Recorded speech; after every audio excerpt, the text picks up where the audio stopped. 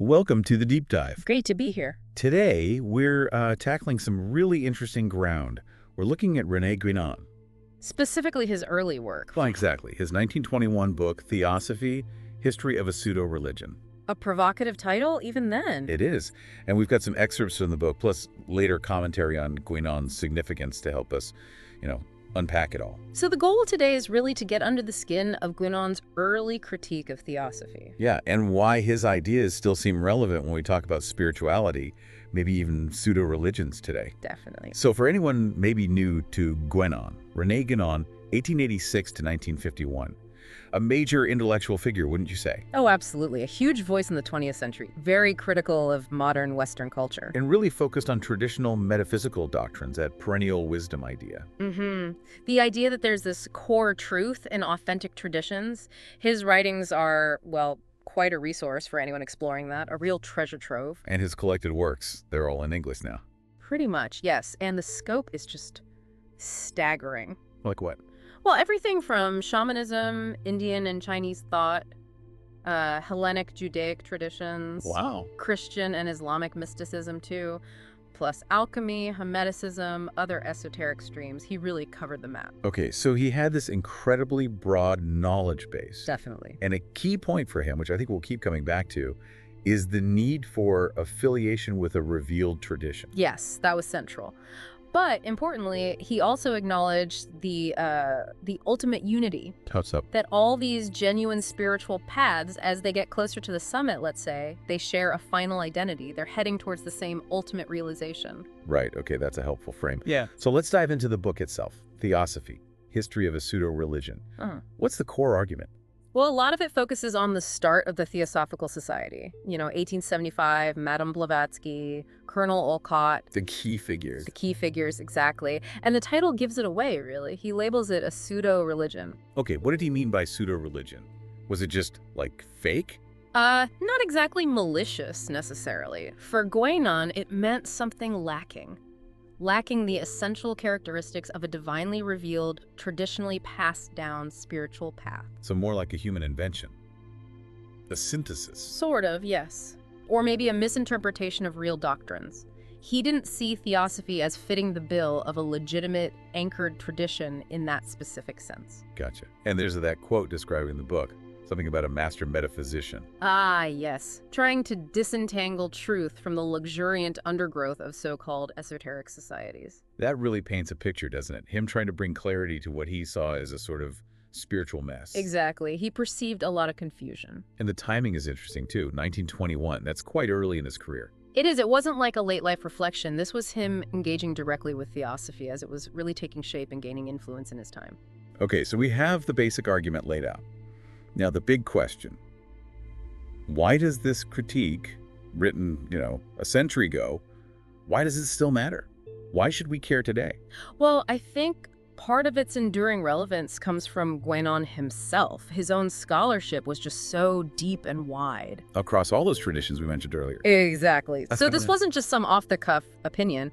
His critique was grounded in a really profound understanding of different metaphysical systems, different religious structures. And his emphasis always seems to be on authentic spiritual realization. That's key, yes. He wasn't interested in just intellectual games or collecting interesting ideas. It was about transformation. Rooted in a traditional framework, yes. Genuine transformation. And the commentary we looked at makes a point about confusion. Right, that the kind of spiritual and metaphysical confusion Guénon saw then, well, it hasn't exactly gone away, has it? If anything, it feels like it's ramped up. You could definitely argue that. With the internet, the explosion of New Age ideas, information taken out of context, it's arguably much more widespread now. So Guénon was maybe identifying an early stage of something that's just accelerated. I think that's fair to say. There's another powerful quote from the commentary. Guénon aimed to reaffirm the values and principles, which he recognized constitute the only sound basis for the living of a human life with dignity and purpose, or for the formation of a civilization worthy of the name. That's a huge claim. It is. It really shows how seriously he took this. For him, a solid grounding in authentic tradition wasn't just about individual enlightenment. It was about society. Culture. The health of a whole civilization, potentially. He saw a real danger in what he considered the shallowness or the mixing and matching in movements like Theosophy. The syncretism bothered him. Okay, so if we try to pull together some key takeaways from this early work, what stands out most for you? For me, a big one is how Guénon pushes us to be more rigorous, to really examine the foundations of any spiritual claim or system we come across. Not just accept things easily. Right, it demands a certain intellectual discipline, a look at historical roots, doctrinal coherence.